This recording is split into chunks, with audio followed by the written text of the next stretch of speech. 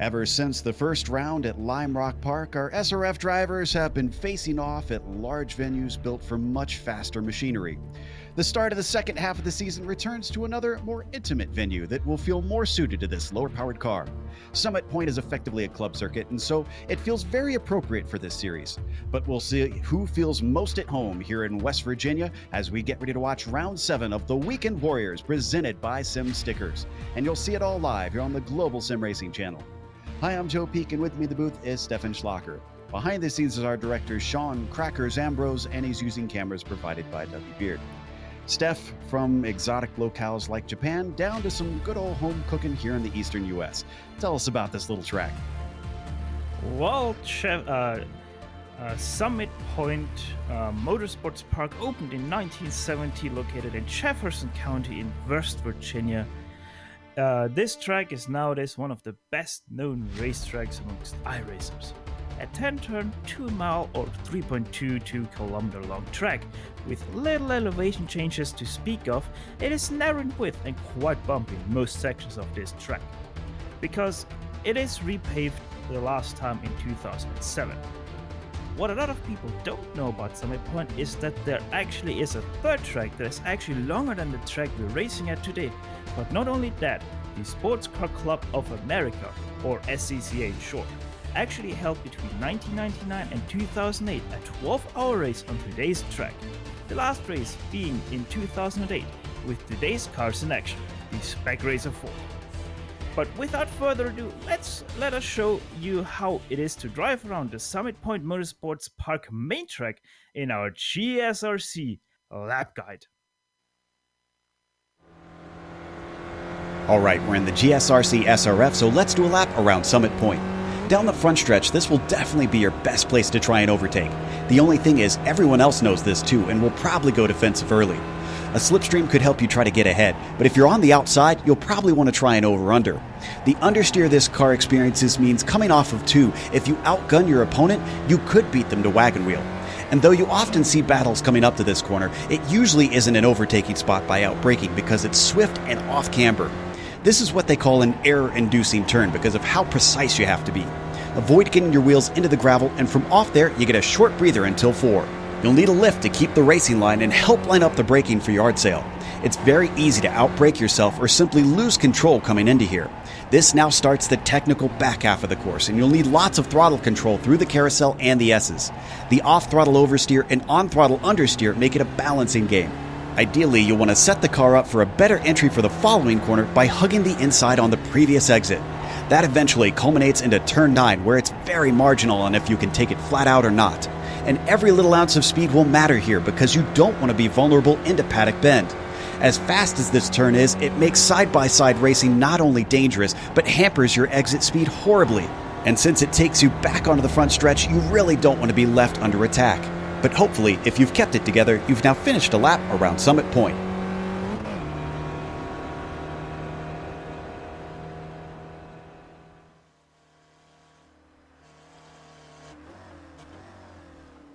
There's a lap around Summit Point. From that onboard, you can see how frustrating it's going to be trying to get by cars with how narrow this track is. But I mean, speaking of frustration, how many times in a day do you get frustrated with life? And we get it. Life can be challenging and get us all feeling down at times. Here's the good news. You can talk to someone about it who is willing to listen. It's what the counselors at supportforguys.com do. Visit the website and schedule an appointment today. Life may never be easy, but making it manageable should be. Supportforguys.com will help you get on the right track with a simple plan that is right for you. Tomorrow can be the best day of your life. Again, that is supportforguys.com. Should be easy to remember. Now that we've introduced the track there on board, let's go through and introduce the championship points. The S1, the Spec 1 driver standings are being led by Dimitri Hudaludis. He is 12 points ahead of Ironam and Kane Halliburton. Look at this. Kane jumping up 4 positions now that we've got 2 drop weeks involved, but he's a long ways back. He's going to have to really hustle to make an impact in this season. Austin Winter, even more spots up by 10. Again, he's mostly in a fight with Kane there for the top 5. Same thing with Jason Perry, who remains in 5th down there from the UK. What about the Spec 2 Championship? What are we looking at there, Stefan? Well, Joe, I can tell you Bob Kern still sits in first, in total 171 points behind our leader with 221 in total. Now, you might think 171, that's a lot of points. Well, it's still 13th in total. Ross Nicholson second and 19 positions, one position up. Oh, sorry, actually, Bob Kern also one position up. I just saw that. 19 points behind, 202 points for Ross, sitting P15th overall. Adam Bradshaw, 198 points, 23 points behind our leader. He is our hard charger in the Spec 2 Drivers' Championship, being plus 10 on the Spec 2 Championship. He is right now 16th, tied with Steve Ray. Wayne Palmer, 4th, 193 points, 28 points behind our leader, Jens Nordström, 189 points in total, 32 points behind Bob Kern. Thank you for that, Steph. And also, in case you've never watched the Weekend Warriors before, why don't we bring up the race details just in case you don't know what you're in store for. We are in round 7 of 12, so it's towards the latter half of the season now. The setups are open, but you see that 35% fuel. That's important because if you are familiar with that Spec Racer Forge, you know that typically they don't pit for fuel. Well, that's not the case today. They will take fuel during their stops. The stops will be only one of them today because it is a 40-minute race, and the points are not dished out necessarily evenly according to position each race. They are rationed. The winner always gets 100 points, and last place always gets 25 points, and that's to keep drivers from taking advantage of low driver turnouts. Now, they do have penalties that they suffer if they abuse the track limits, which can be done in a couple places here, so they got to watch out. Each time they get 10 incident points, they subtract another 2 points from their score for the race. They also have a spare car waiting in case they get a little bit of damage. Won't be as important here, although there is that one long main pit straight, which will affect your speed. But obviously, you want to keep the corners safe. And if you do damage the suspension and various things, you can take that spare car during your stop, or if you want to come in for an extra one. Looking at this track, one of the things that I feel like will be a talking point throughout, I mentioned that long front stretch, and that's obviously a place where passes can happen. But Steph, I get the feeling it's going to be very tough to try and overtake around this circuit. It is incredibly tough to overtake because normal overtaking points, you don't really have them except for turn 1. You can sometimes make something happen into the last turn.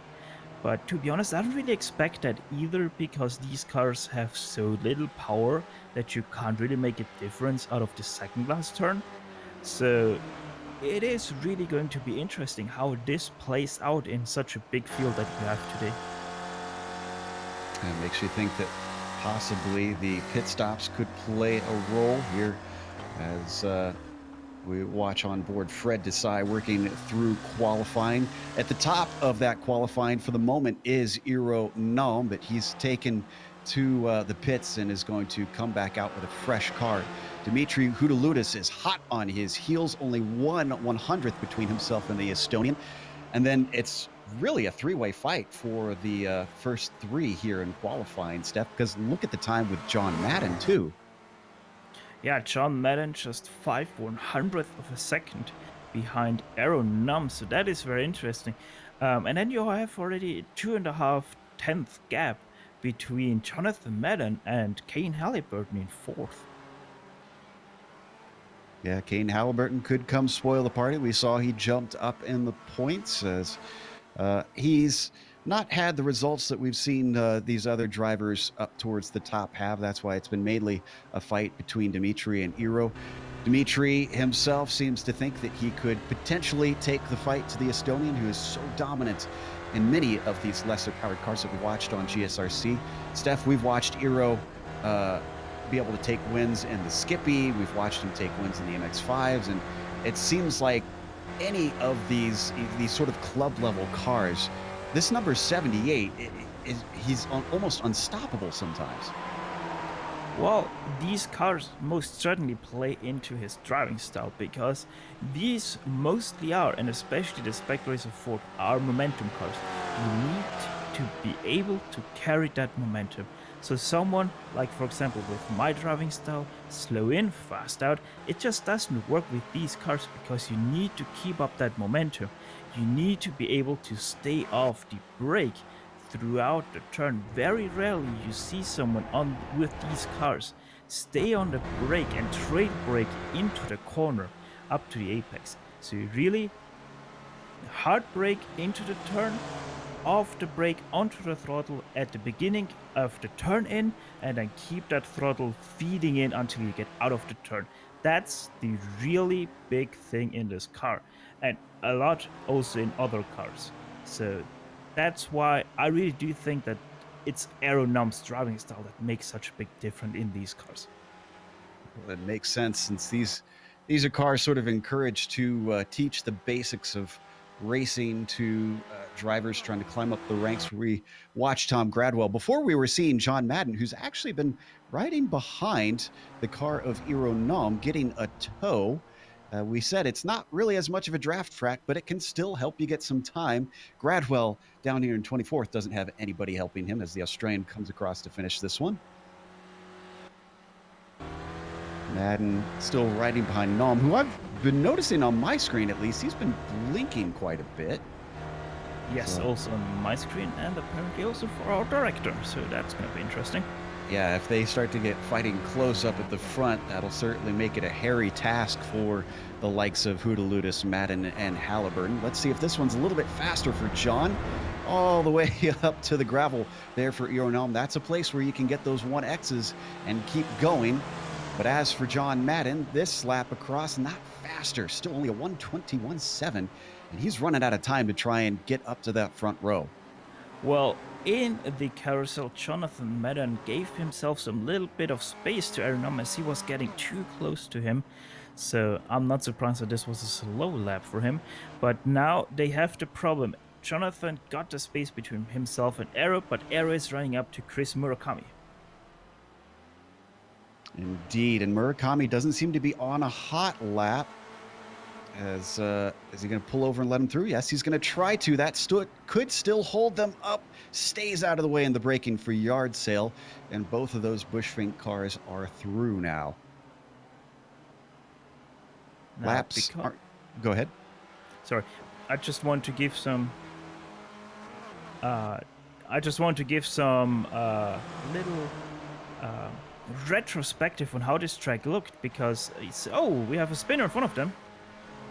That gets out of the way nice. There we go.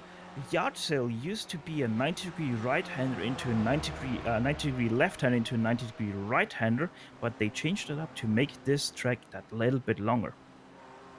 Interesting stuff. There you can see Madden trailing behind. Oh, wow. He puts it on the pole with a 20.0, so that is a 1/10.5 faster than Nom, and Nom actually helped him, so don't think he minds too much. I think he wants his teammate up there with him, especially considering John isn't fighting for the championship. We've switched to David Gaspers. Good to see the German back out there in the number 33. He's a known hot shoe in the SRF. Someone disappears into the woods in front of it. Yeah, we haven't mentioned that. That is a unique feature of this circuit that you don't see in a lot of the other tracks here on iRacing. You can, as Bill likes to call it, disappear into the ether if you have an incident. Maybe explain to our viewers what exactly is going on there. Yes, as you said, it's very interesting because you have the barriers in some sections of the track you don't have any barriers, and that is where the old iRacing comes in play because they cut the drivable surface very close to the actual track. And so on some occasions, like, I don't know who we are, Antonio Rice, you can see it left and right, especially to the left of him right now. That is that big high banking, and then right afterwards there's the drop into the void. And if you drop into the void, you get reset into the pits and have a 2-minute tow time back to the pits. So you have to be very careful what you do with your car, because if you overcorrect and just shoot off into that, your race is pretty much done. Watching Kane Halliburton, who's been bumped down to 5th now with Gaspers climbing up the order, and he's the highest car still running with the checkered flag having waved. Everybody out on their laps will be finishing these laps and not be able to take any more. So Kane comes around that penultimate corner down the back stretch towards Paddock Bend. Is he on a good one right now? Looks like he is, judging by his lap time. He's got a little bit of damage on the front, and he's actually going to abandon it coming into the pit lane, getting a little bit of practice on that entry. Next one to be able to get a good time would be Adam Bradshaw. Never mind, he actually jumps himself into the ether, and he does not improve. So I think we've got Antonio Reese coming up to finish a lap. He's sitting in 12th. There's Jens Nordstrom just going to complete his in 17th. Reese, as he crosses the line, is this one faster? No, it is not. 12th is the best he's going to be able to do. One thing real quick, because we saw Halliburton go into the pit lane. That is a very, very tricky pit entry, because you have quite a lot of speed at the entry and have to brake while turning. And remember, this car hates braking while turning. It has massive oversteer when braking. So it is very interesting to see if all drivers will be able to get clean in and out of their pit stall. Indeed, and that's going to finish up our qualifying. So let's go through your starting grid. On the pole, we watched him do it. He had some help from his teammate, John Madden, going to lead the way, and he'll be flanked by Iro Nam to the outside in second. Row 2 is started by Dimitri Houdaloutis, who leads the championship. He'll be in third with David Gaspers in fourth. Kane Halliburton, he's within the top 5. He jumps up on there recently, and he'll be in the top 5 in the qualifying as well. Steve Elson starts 6th with Stevie Ray starting P7. David Gregorio will be 8th, and Donald Fitterer, our first of the Spec 2 drivers, will be starting 9th. He is looking on fire today. Chris Murakami, of course, rounds out our top 10. Steph? Adam Bradshaw in 11th, our second Spec 2 driver. Antonio Rice, who we just saw finish his lap 12th. Jason Perry, the Spider-Man car, 13th. Michael Shaw, 14th. Daniel Sadro rounding out our top 15. Philippe Chauvet, 16th. Jens Nordstrom, our third Spec 2 car. They're very, very low today in the rankings so far. In 17th, Andres Bertoni, 18th. Bob Kern, 19th, and Jeff Cantor rounding out our top 20. A lot of cars for just under a 2-mile circuit. 21st is Fred Desai with Francois Van Dornvel in 22nd. Ramon Regalado in 23rd, and he's followed by Guillermo Crevo in 24th. Then in 25th, it's Tom Gradwell. P26 is going to be Todd Hansen, and Paul Godin starts 27th. C. Love will begin this race in 28th, and then at the drop of the green, Matthew Don't will be 29th. Top 30 rounded out by Miro Hraski. And last but not least, we have 6 more cars. Jeffrey Jacobson 31st, Ian Wilson 32nd, Gary Walbot 33rd. Last car to set a lap, Edgar Sancinelli in 34th, Mihail Vasilescu and Sean van de Kamp 35th and 36th, opting to not put in a lap time. So there you can see the roof pace car is going to lead them around on a pace lap. Traditionally in the real world, these cars do a rolling start, and I'm still seeing that blinking from Iro Nam. That is not going to make it a fun day for the drivers up at the front unless he starts to be able to streak away.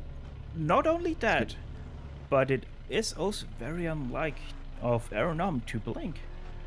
Yeah, it's not a problem he usually has.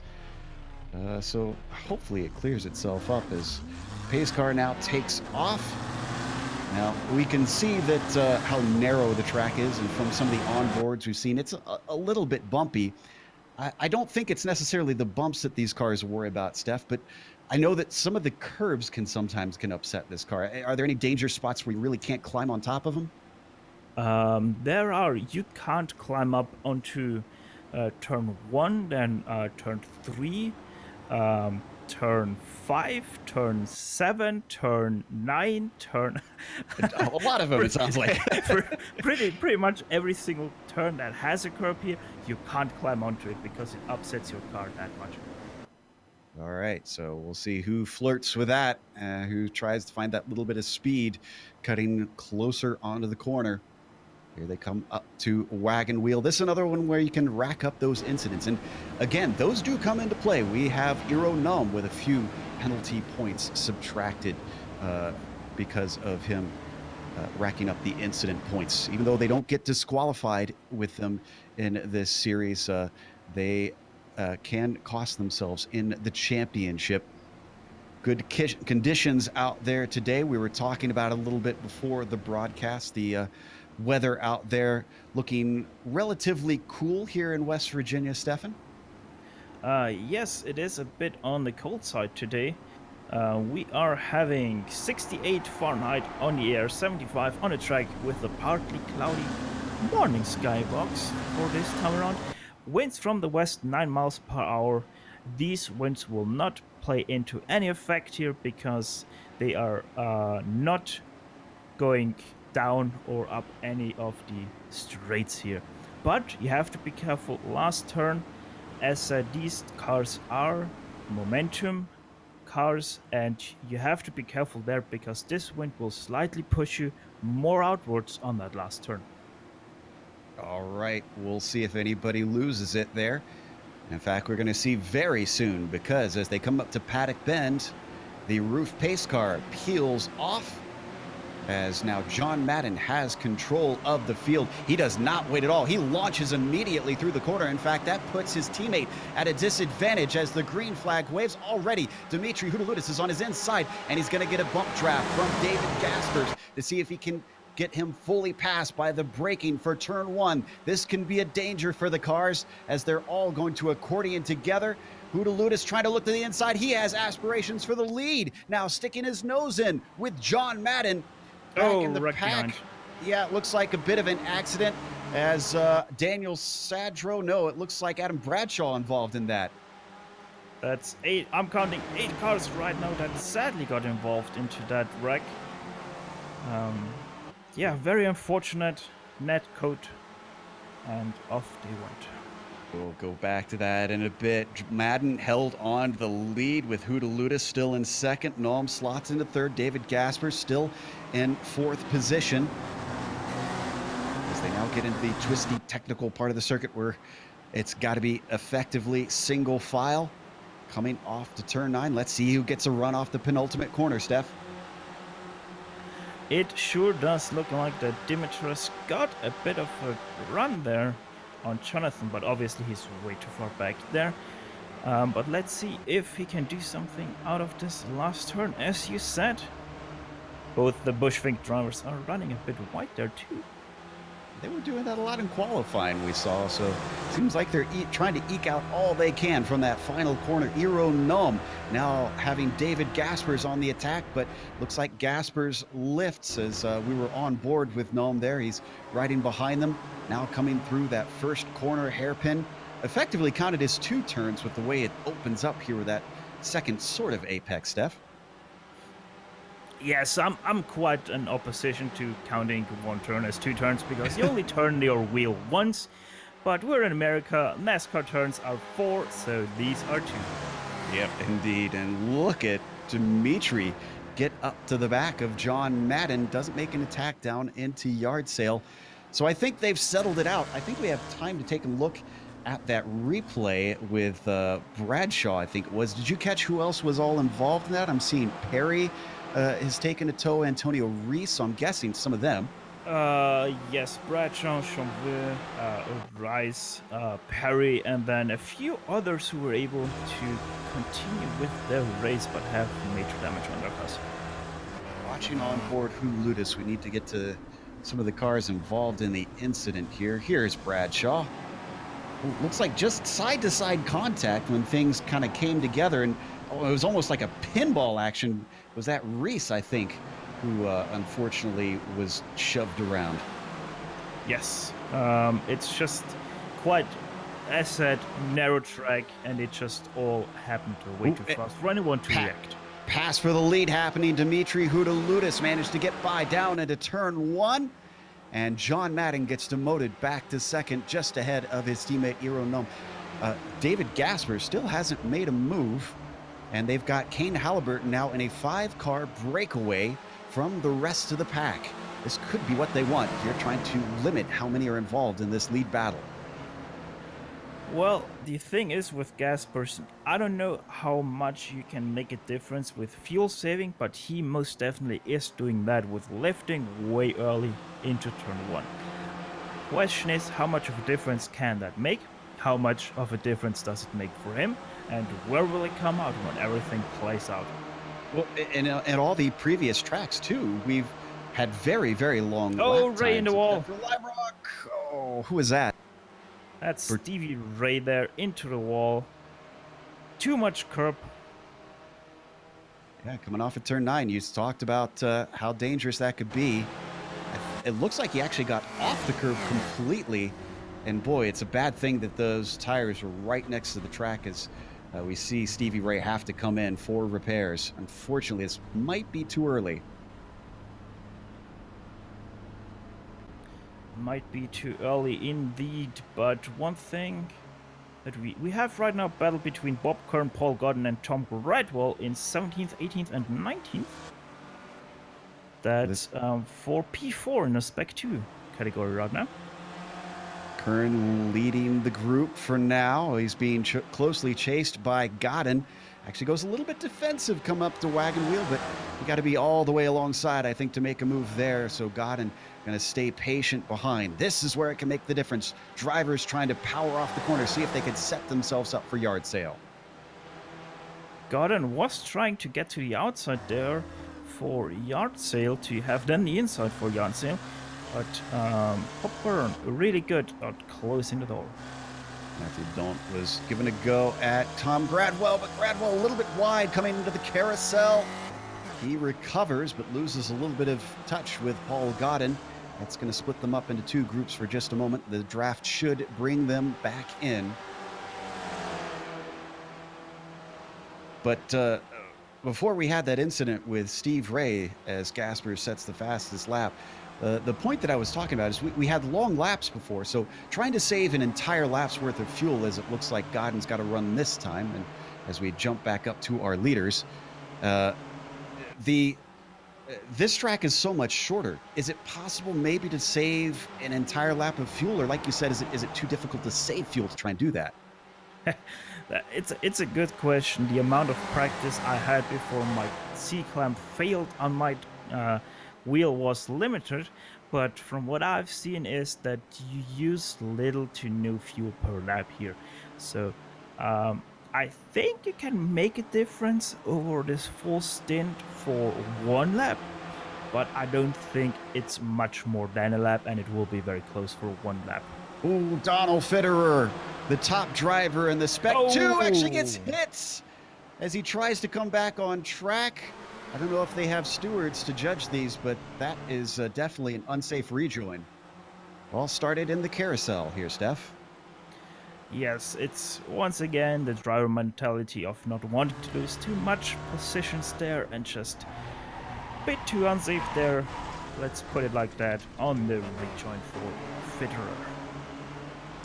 Well, the Hot Wheels car is going to make Jens Nordstrom hot under the collar because of the way he cut across the track. You can see that was Jens that T-boned him. Got a little bit of damage, but he's still going. So I think he didn't get enough that he's really too worried about it. Scandinavian still sitting in 14th. If you're curious about that Spec 2 class, Jens is actually in second, and Ramon Regalado now takes over the lead in that class from the driver of... excuse me, I forgot who wrecked already. It was Fiddle, wasn't it? Fitterer, excuse me. Fitterer. Donald Fitterer. There we go. And while speaking about Regalado, he is right now up 11 positions from 23rd to 12th. And that's before the pit stops too. That's a nice job. Should be actually our hard charger right now. Keep an eye on that as the race goes on. Matthew Daunt with another problem. This one in the carousel as well, just on the entry. And it's another case of a single car incident, the rear coming around. Looks like the lift throttle oversteer proving to be a little bit devilish today. Yes, as said, it's just so hard to keep this car under control, especially on a track like this. Bumps, off-throttle oversteer, and it just caught up Mathieu really badly there. But I think he managed to avoid the barriers there, so good job. I think he got him just a little bit, but looking at the car as he comes off, he didn't really get much damage, so it must have been the tiniest little of touches if he did. Let's see, he gets back going in 27th, a lot of spots lost. Heading up ahead of them to 14th, Andres Bertoni just recently overtook Jens Nordstrom. That was on the front stretch that he got that done, but Andres is not in the same class as Jens. They will still earn the same points they would, even if they were in the same class. But Jens obviously not as worried, since it's Paul Godin behind him that he is mainly fighting.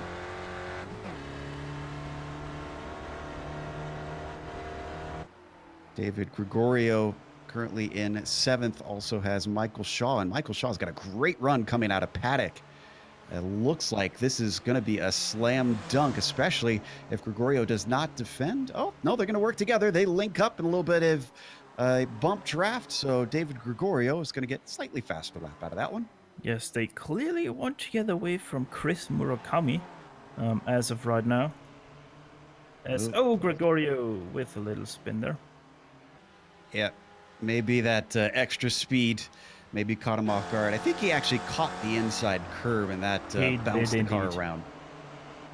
He did indeed. And while trying to avoid it, Michael Shaw also had a tiny bit of a moment there. So that's going to bring the likes of Murakami past him into 8th place and on to the back of Shaw. And speaking of these drivers, they have fallen away from their leaders. So is the car ahead of him, Steve Elson. We mentioned that 5-car breakaway. It's very much a 5-car train now. There is little hope of Elson to catch them as we take a look now and see that it is Madden, Houdeludis, Gaspers, Nome, and Halliburton. And the number 56 of Elson is a whole 3 seconds back. Well, it still is so far a great race from Steven, because he is not dropping all that much, and as Shaw is in. Yeah, and we're watching a pass attempt for the lead as Madden on the outside of Houdeludis, and actually Houdeludis might lose out to Gaspers, who's now going to have the inside into Wagon Wheel. This is one of those strategies I've seen and pulled myself even at times, where drivers get that over-under, and you can complete the pass there through turn 3, but looks like he's going to try and come back at him, Steph. Yes, indeed, but I think Houdeludis is playing the smart game and stays behind him. Yep, no pass attempt down into yard sale for now. So Shaw has been in and out. He returns in 21st position. He is our highest pitter right now.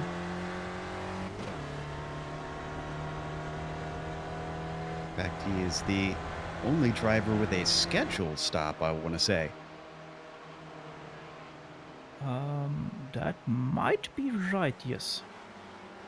Looks to be the case. Other drivers who've taken stops, Stevie Ray, we know he had some damage. Bradshaw, Chauvin, Hansen, and Sancinelli. And actually, Hansen and Sancinelli are still in the pits.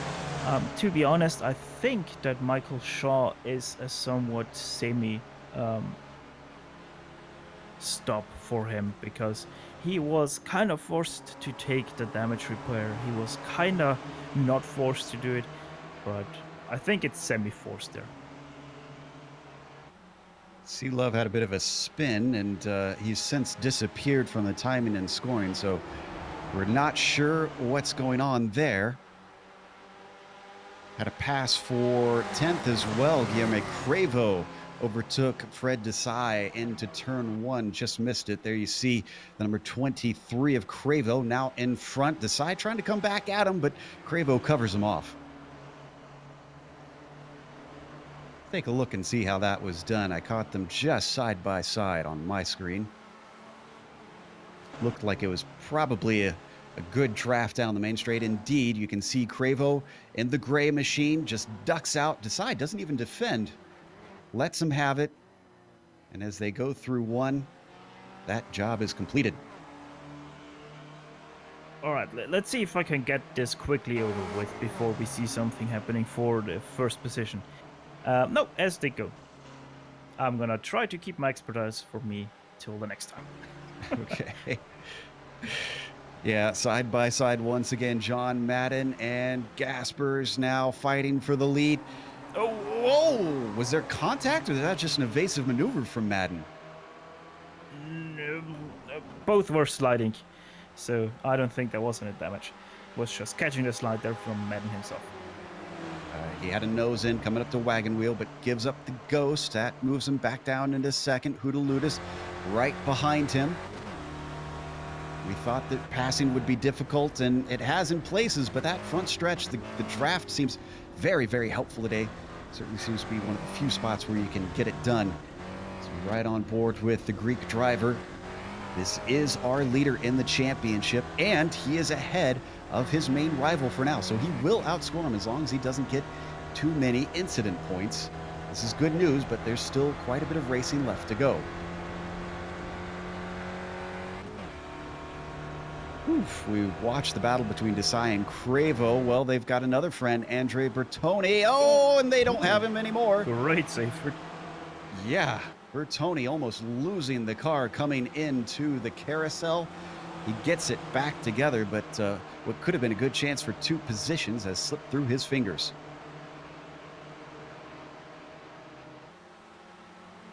Oh, back up at the front once again. This is seeming to be a repeating pattern. Gaspers and Madden. Oh, Gaspers going way wide out of 2. Madden going to be on the wrong side of the circuit coming up to Wagon Wheel.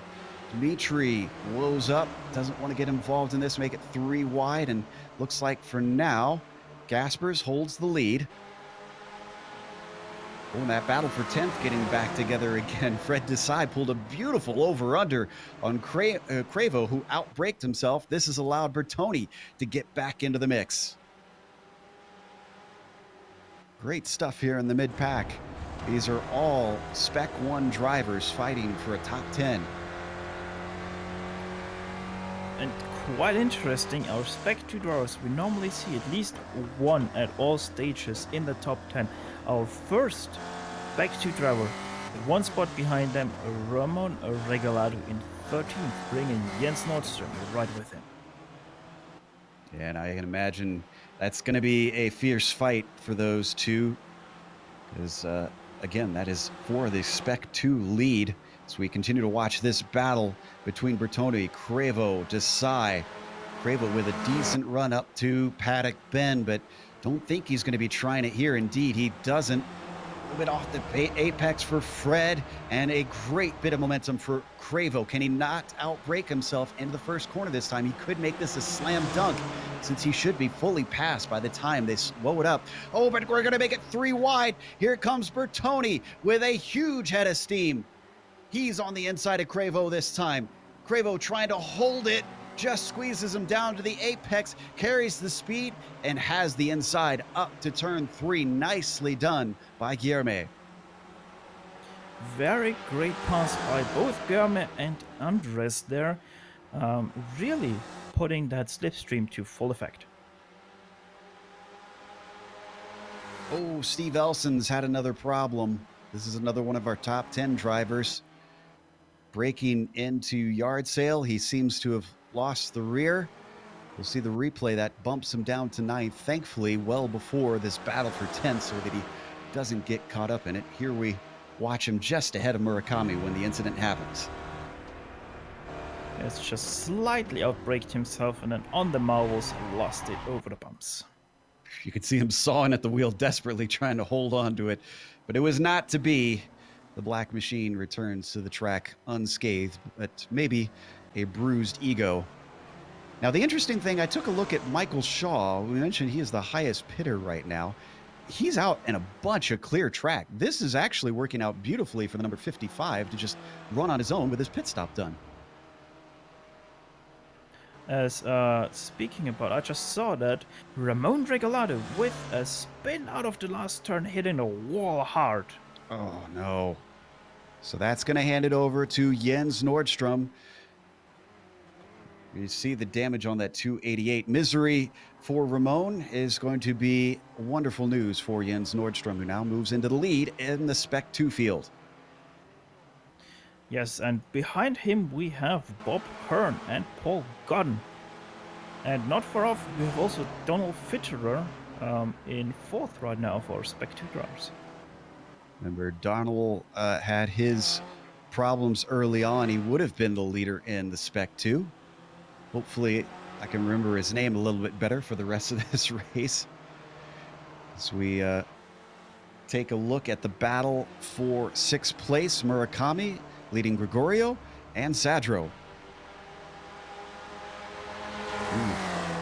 David with a good bit of speed.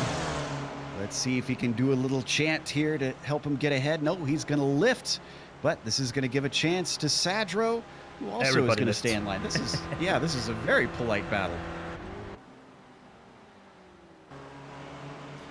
As I like to say, it's the Canadian racing. Everyone doesn't want to overtake. I like that term. I like that. I'll have to hold on to that one. These drivers, however, none of them hailing from the land of Canada. Murakami from the Northwest. Gregorio is a Pennsylvania driver. And Sadro is a Midwesterner. So all Americans running out here in the middle of the American afternoon. Up to the front, we haven't looked at our leaders in a while. Nothing really that we've missed. Madden, Gaspers, Hootaludis are still in the position since we last saw them. You're dropping off slightly. Yeah. Go ahead. I have to see on his lap times. Okay, so on lap 12, he had a second slow lap time than everyone else. I'm going to look into that. Well, he investigates. You can see on your screen how much it has cost him. Really surprised at Iro Nam having trouble staying on the back of these guys. Not sure if he's doing it intentionally because of his connection issues. While we stay on this, I can report we have a few more pitters. Daniel Sadro, looks like Michael Shaw, Donald Fitterer, Jens Nordstrom. In fact, a whole slew of mid-packers have come in. Alright, so I found a mistake from Kane Halliburton. Lap 13 out of the last turn. Big slide for him already in. And then just because of that, losing a lot of momentum and losing with that the back end of this top 4. And that number 12 is really going to have to start hustling the car, because at 2 seconds back, I think he's out of the draft. So that might actually be all she wrote. Not only that, but his last lap time was also 5/10 slower than the guys in front. Yeah, I'd say that is lights out unless there's a big mistake or they start battling in front of him. Poor Kane Halliburton had visions of the lead, but the lead right now is bump drafting because David Gaspers is working very politely with John Madden. But now it starts to get interesting because our 4 leaders are running up to a string of 4 cars that are going to be lapped anytime soon now. Ooh. David Gregorio comes in. Remember, he was in a battle with David Sadro, who's already taken his stop. Let's see what David has in the pits for him. He's stationary right now while Sadro is actually coming out of paddock. Gregorio, ooh, he's going to get jumped easily. Sadro is way past. Wow, that is a monster difference. Gregorio in his stall about 5 seconds longer than Sadro. And in fact, Bradshaw goes by, Chauvin, although those drivers still need a second stop, even though they've pitted once. Bradshaw needs a second stop because he only went in for damage repair. Indeed, and he was way too early to be able to make it to the end anyways on fuel from where he was. Close encounter there for Jeff Jacobsen and our leaders just a few moments ago. In fact, he spun off. He lost it in the final corner. Did a bit of a pirouette. Yes, he was so polite to the guys that he drove through the grass for them, and that caught him out when braking for the last turn. You can see 2 wheels in the grass, trying to brake, really doesn't mix. And around she went. As we come back live, they've got a little bit more lap traffic. This one in the form of Miro Krasky. Time's starting to run out. Yeah, I have to imagine. I almost wonder if you were one of these top drivers seeing this lap traffic coming up, wouldn't you think now's the time to come into the pits? It really depends on how fast they are, when do you catch them, and stuff like that. Right now, it's not a problem, but if it would be catching them worse, you would have to consider going into pits. Ooh, and Dimitri Houdaloutis is catching them at a bad time right now. He might actually lose touch with the leaders. He is going to have Iro Gnome starting to gain on the back of him. I suspect from what we know of Gnome, he's going to give him a bump draft to try and help him get up there. Indeed, look at that. Just locks up with him. Because Gnome himself, he doesn't want to lose this lead pack either. Houdaloutis was in an interesting spot right there because I think he thought about going into pits, but the lap car of Miro Rashi actually blocked the pit entrance there for Houdaloutis, so he had no choice but to go around the outside in the last turn. They've got more traffic coming up. Cantor, Ramon Regalado, Matthew Doan. It's getting thicker. I definitely think if I were these leaders, I would make the call of the pits that I am coming in. That gap that we wondered between Gaspers and Houdaloutis, it's just about a second. It's right on the cusp.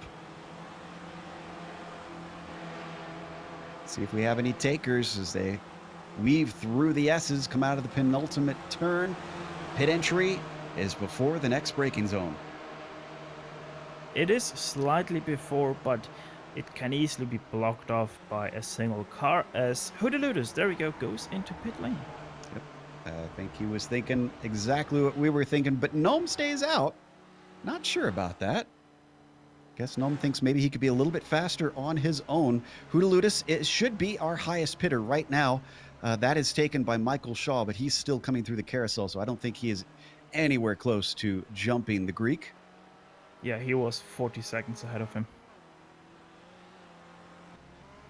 Murakami comes in, so does Elson. Houdaloutis returns to the track in 5th. And is he in clear air? Gary Wobolt's coming up behind him, but he's lap traffic. Yeah, he breaks for him.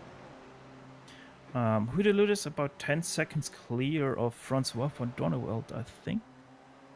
Yeah, roughly. So, our new highest pitter is Dimitri Houdaloutis. Do our other leaders respond? They've got 13 minutes, so it's getting to the end of the pit window. They're really not going to have too many options. Madden does have some more lap traffic. Regalado and Don't ahead of him. Let's see if they opt to go in this time. Madden doesn't. Gaspers does. All right, so Gaspers saw it happen. And Ironum. Ironum is in the pits. Into the pit lane there for Gaspers. Keen Halliburton joins them. Halliburton has not been able to close the gap. He's dropping continuously. All right, Houdaloutis coming out of turn 9 now. Can he gain anything out of these pit stops? Up to Paddock Hill Bend. Gaspers off. Nom off. And Halliburton as well. Halliburton, yes. Now, Houdaloutis gets past Halliburton easily. He's going to have the momentum on Nom, and it's going to be a little bit close down into the braking. Just sneaks by him in time, but he does not catch David Gaspers. He's still got to try and hustle and do this with raw pace. Let's see. A few more takers in the pits. Rasky, Murakami have all come in. Tom Gradwell. Madden is actually... is Madden having a problem? He's slow. He's being overtaken by Regalado. Did he have an incident? He's running out of fuel. Oh, he pushed it too far. John Madden, a critical error. When the win looked like it was within his grasp, he is definitely not going to come out ahead of these drivers. Gaspers is going to inherit the lead here, and handily with a 1 second lead over Hootaludis. Well, now Dimitri's really got to hustle. It's all or nothing now for Hootaludis, but yeah, very interesting for Madden there. A very unlike mistake for him. Yeah, that seems like a simple one. I would hope that he'd be able to watch it. It wasn't like it happened right there at the pit entry. It was halfway through the lap that he lost it. Yeah, I think it's one of those cases being so much involved into your race that you just forget about checking your F4 box. Okay, 10 minutes to go, and David Gaspers leading by 1.3 seconds. Where is Gaspers actually in the points? Because I don't think we've seen him every race. Let me check that for you. While he's investigating, we watch our leader. Keep an eye on the gap, and Dimitri is holding it steady for now. He may not have to worry so much about the car ahead because, again, in the championship, the car he's battling is that number 78 Bushfink machine riding in his tire tracks. Go ahead. Gaspers right now 17th overall, 261 points behind our leader. And he is... Did he miss any races in that, actually? I'm trying to see where his drop weeks are. Gaspers, yes, he missed so far 2 races. So explains why he he's has not 2 in. races so far. There we go. Other way around. Significant difference once you're 7 races in. Yes. So as we watch, it looks like Dimitri is within the draft. He ran it down from that 1.3 to about 0.7, which means the slipstream is only going to increase if he could just keep this pace up. It's now down to 0.5. We've got a battle on our hands here in the final moments of round 7. And don't forget about Aeronom. Once again, in 3rd place, he just can watch the guys in front, see what they do different to him, see where the weak spots are, and take advantage of them. See if he's got anything. These are 3 titans in the Spec Racer Ford community. The likes of David Gaspers, Dimitri Hootaludis, and Iro Num. You say those names to any regular driver, and whew, you know they are a hot shoe. So they come around to complete another lap. They've got a whole 2, almost 3 seconds back to Kane Halliburton. They really don't have to worry too much about battling in these final stages. They are coming up on traffic, and that could play a part. It's Jeff Jacobson up ahead of them. 8.5 more minutes, so they have Jeff Jacobson, Tom Gradwell, and Jeff Cantor ahead of them. And I think Jeff Cantor will be the last car that they will have to deal with. So Jeff Jacobson sees them coming. Does he pull over to the side? Yes, he does. 1's going to get him, 2's going to get him, and 3. Beautiful, polite driving there from Jeff Jacobson to let the battle for the lead through. Oh, Bob Kern just got hit. And let's take a look at what happened. He was on his own. Fred Desai avoids him. Donald Fitterer avoids him, I think. Incredible. Thank God that these are virtual race cars and virtual people in the cars. It was Fitterer who clipped him, I should say. And then Cravo absolutely plowed into him as he tried to get that car going. There you see it in the replay. Oh, my goodness. Yeah, that would have been almost career-ending in some cases if that was real. As Hootaludis is really close to Gaspers right now. He goes for the overtake. Close. He ducks to the inside. No defense from David Gaspers. Surprisingly, maybe he likes his chances, but he smokes the tires trying to get it woed up for turn 1. Indeed, he likes his chances finding the grift around the outside of 1 and 2. He knows that he can fend him off here coming into 3. Does Hootaludis? Nope, he does not continue to try and fight him. He just gets back in line.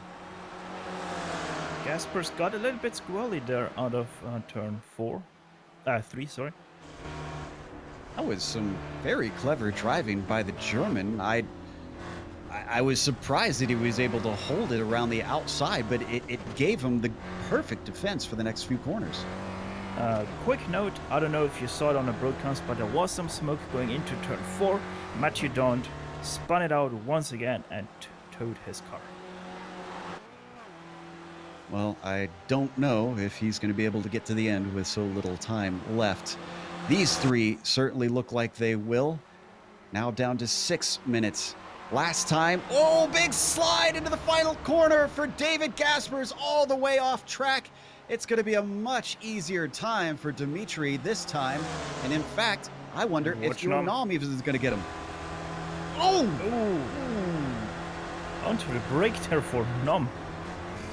Actually made contact. Gaspers coming back up the inside.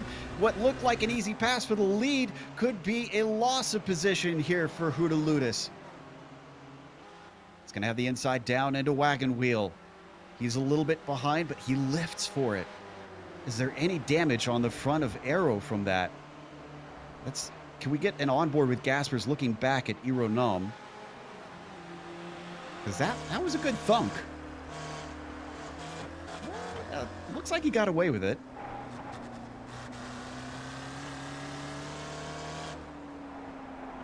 So, was that just a late move by Gaspers, or was that Nom not? I mean, what's your thoughts on that one? Hard to say. I would say that is more on. Yeah, that is all on Nom. Gaspers did hold his line there, so. If you're gonna get the draft, you gotta make the move at some point. All right, a little bit smoother this time, but still a little bit wheels off into the gravel for David Gaspers. The blinking car of Iro Nom not making it easy to try and tell how to battle with him. Hudaludis looks to the inside anyways, and so does Iro Nom. He's gonna go for the lead here now. Gets the inside. Hudaludis couldn't pull that off before. I don't think Nom's gonna be able to either. And now watch Hudaludis going with Gaspers there. Clever stuff. But the Greek driver, he's not brave enough. Going safety before risk. Maybe he's just kind of sizing him up. Maybe he's seeing, okay, here's where I place my car for the final lap of the race. Because again, his only concern right now really should be Iro Nom. That's the driver he needs to points battle. Well, honestly, if I'm Hudaludis right now, points are getting rationed out. So take the safety of the third place instead of going for the risky second or first place, because you never know with someone blinking if you're gonna get net coded. You're 12 points ahead, just take that safety and you're gonna lose some points, but it's better than lose a bunch of points. I think he's gonna give it one more go. He might resign himself to third if it gets much later. Defense to the inside from David Gasper. Surprised he did that because he's found the outside works pretty well. Ooh, wow, great run by Iro Nom. Could he get fully past? He locks him up, but he gives himself the outside, tries to squeeze him down, but comes back out. Up into wagon wheel. For the first time in a long time, we're seeing Iro Nom get himself into the lead.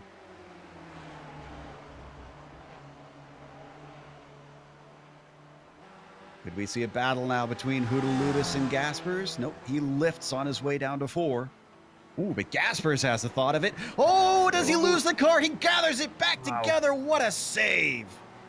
But yeah, that was right there, I think, because Iro Nom did blink there. Gaspers went on some evasive maneuvers and got himself onto the grass there. Very close moment for Gaspers and Hudaludis. And that black car behind them, that's not a lapped car. That's Kane Halliburton, who with all this messing around, we've completely forgotten that he's back in the mix now. He closed up 2 seconds alone in this lap. Wow. And as we ride on board with Halliburton, a lift from Gaspers. Maybe Gaspers trying to work together because they have lost slight touch with Nom. It's about 7/10 between them. And Gaspers 2 laps to knows. go. 2 laps to go. I guess I guess you have to make a momentary truce. No, Gaspers knows what his role here is. Don't impede the championship fight. He's too far back to do anything. As wow, Halliburton, excuse me, being very liberal with the edges of the track there. not only that, he was right on the tracks of Aeronam in front of him. Oh, Gaspers into the rear of Hoodeludus. Yeah, big time. Look at the damage that caused him. I mean, the straight line speed shouldn't be too much of a problem, and I don't think he got his suspension. Although I say that, but they do have this one time down the front stretch that they got to worry about, and poor Dimitri is going to be a sitting duck if that does affect his top end speed.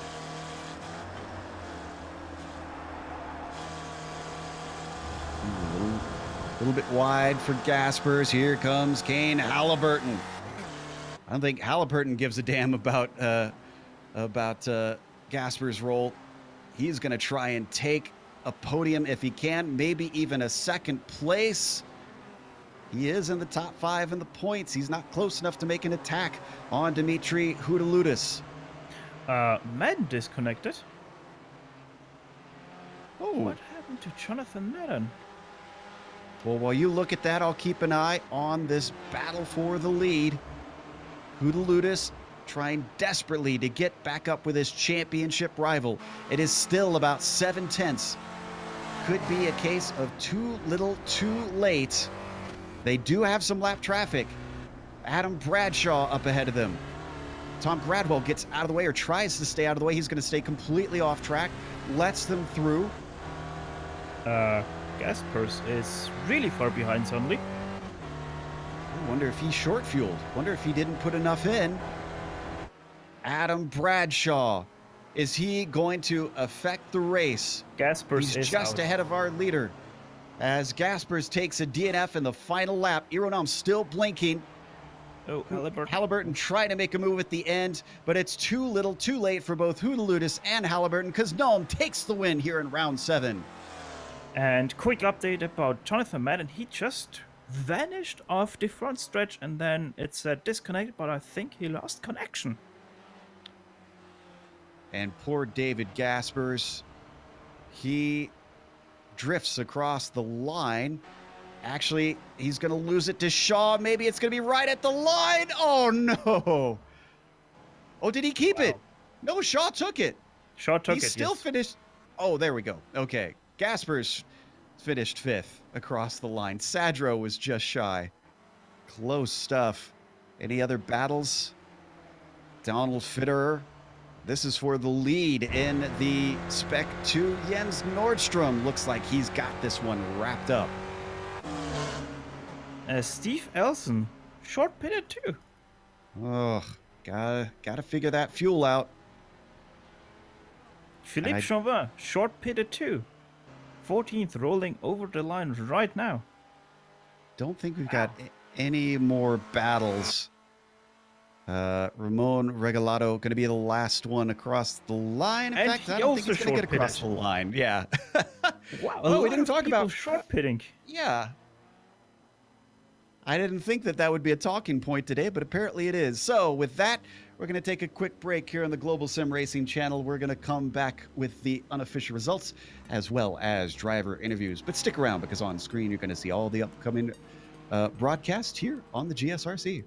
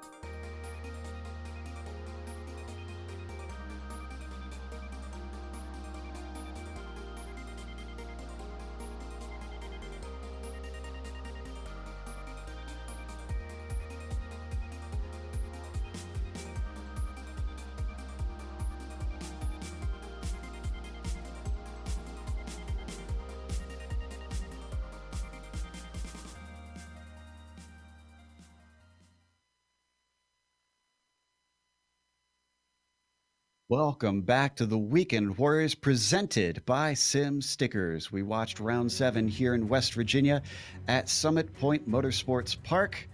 And well, our winner today, not a huge surprise, but even still, he had to work pretty hard for it. Euro Nulm managed to make a pass to take the lead and then didn't look back. He won today. Dimitri Hudaludis finishes behind him, meaning he will lose some points to his championship rival.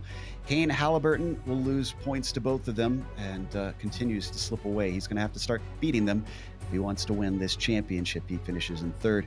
Michael Shaw with a bit of a surprise fourth from, get this, 14th on the grid. That is a fantastic run. Gaspers could have been in that fourth place, but, well, he miscalculated his fuel. Driver behind him also climbed up the order from 15th to 6th for Daniel Sadro. David Gregorio manages 7th place, with Chris Murakami finishing in 8th. Andre Bertoni, another climber, going from 18th to 9th. And then the top 10 rounded out by our winner in the Spec 2, Jens Nordstrom. Steven Elson, the first car, in 11th, no longer in the top 10. Don Twitter, second place Spec 2 driver in 12th, Stevie Ray 13th, Philippe Schomer 14th, Paul Gunn, our third place Spec 2 driver, in 15th, Jeff Cantor 16th, Adam Bradshaw, the last car in the top 5 of the Spec 2 drivers, and also the last car on the lead lap, Jonathan Madden 18th, Ramon, there we go, Regalado in 19th, and Tom Gradwell 20th. Guillermo Cravo finished a lap down, 21st, after contact with Bob Kern. Unfortunately, big contact too. Francois van Dornveld finishes 22nd, with Gary Bolbolt finishing behind them in 23rd, from 33rd, we should point out. So nice job by him. Jeff Jacobs finishes 24th, with Bob Kern finishing in 25th. Matthew Don't gets the 26th position. Ian Wilson 27th, and Miro Hrasky 28th. The last car to finish going to be Fred Desai, 2 laps down in 29th. First car to DNF will be Sea Love in 30th.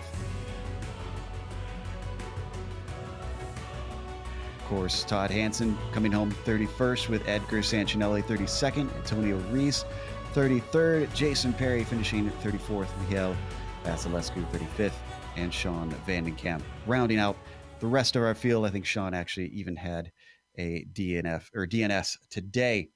With that, we've got our winner ready to talk to us. It is Eero Nalm. And Eero, on our end, it looked like you had some connection problems throughout the race. Were you able to tell on your end, were cars blinking a little bit? No, on my end it was, I think David blinked maybe once, but at my end it was good. But yeah, something happened last night. There was some storms around, so I think something happened to the general internet here. We saw in qualifying that you were giving help to your teammate, John Madden. Was that a ploy by you two to try to lock out the front row? Was that team tactics there? Yeah, definitely team tactics. So that was decided before the race, before the quali, I mean. Well, you made inroads on Dimitri here in the championship, taking this win. You've now got 5 rounds left to go. How are your feelings on the championship? Do you feel pretty confident about being able to get that lead back from him? Yeah, as that's has gone so far, I think whoever wins has to win out. So that's how it goes, because there is 4 drop weeks. All right. Well, congratulations taking P1 today here at Summit Point. Hopefully we see you in Canada next week. Yes, yeah. All right. That was Eero Nalm, the Roland Estonian, our winner here today. Dimitri Hudaludis is with Stefan Schlacher to talk about his second place. Yes, the Greek Lightning finishing in second, starting in third. Very interesting race there for you, especially with Aeronam blinking all the time on our side. How did it look from your perspective there, Dimitris? In the first half of the race, since he was behind, it didn't bother me a lot. It didn't bother me at all. But on the penultimate lap, when he was side by side with David, I don't know how it looked like in the broadcast, but I thought they died there, because it's, at least from my perspective, it seemed like he lost the corner completely, and he he took David with him, and I braked there, and in a split second he was some meters ahead, and I was side by side with David, and that was a little weird there. But other than that, I think I'm very positive from the result today. It was a tough track, at least for me. I didn't have the pace and the confidence mostly as the previous weeks. Yeah, it was quite interesting, that battle there with Aaron Num with Gasper's side by side there. Now we saw a lot of people running out of fuel on the last lap, and we also saw who was it? John Madden. Yeah, John Madden. He also ran out of fuel on his last lap, coming to his pit stop. How close were you on fuel? I had 1.3 laps left on my relative. I always try to be cautious and take one more lap of fuel just to be sure, especially on short tracks where it's a little bit more difficult to calculate the correct fuel, the correct fuel. And since I'm not using any external application to help me, I think I have to be a little bit more cautious than other guys who may use such technologies. Well, certainly the safe strategy, always the best strategy. But going up to next race, where we will be at Circuit Gilles Villeneuve in Montreal, how do you feel about Circuit Gilles Villeneuve, it especially being quite a rough track? Um, it will be like Motegi. It has been a long time that the Spec racer has raced there, if it has ever raced. I do not remember anything like that. Even people that joined the series before me do not remember it. So it must have been Interesting. a very long time. Yeah. So it's another question mark. Like Motegi, I hope that I will get accustomed to the truck very quickly, like it happened in Motegi, and we'll see. We never know. But the track will be huge, so expect some big packs there as well. It will be interesting racing for sure. Well, Dimitris, before we let you off, anyone you want to thank you who makes it possible for you?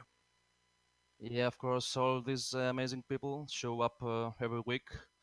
The league has skyrocketed. He loses very good drivers, and the competition all around the field seems to be very tight. It has been the most enjoyable season for me, at least at this moment, and I hope it continues like that. As we fail again on the broadcasting handoff to our lead commentator, one day we will get it done. Well, thank you most certainly, Dimitris, for this very exciting race today. And I believe that is, sadly, since we do not have anyone anymore in the interview booth, that it is sadly time for us.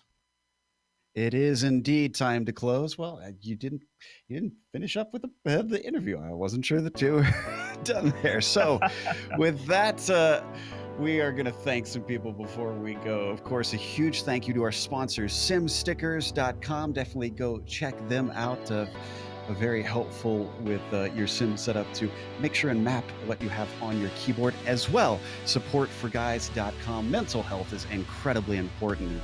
We encourage everybody to go check out supportforguys.com. There's no shame in looking into it and trying to help yourself feel a little bit better about your life. Now, of course, thanks to the companies that provide the software and hardware for our broadcast listed here on your screen. Additional thanks to Eric Ekholm and June Lalonde to provide our wonderful music. See the screen for how to get a hold of more of their great work. Thanks to the team today, Steph, Sean, and Dougie. If you'd like to find out more about GSRC, including upcoming races, you can find it at globalsimracingchannel.com, or you can check us out on social media on Twitter at GSR Channel, Facebook, Global Sim Racing Channel, and Instagram at GSRC_Graham.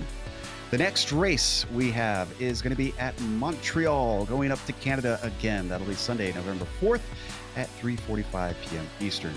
We also have upcoming races for other series listed on the screen, so check those out and mark them down on your calendar. However, until next time, race clean, race hard. We'll see you on the track.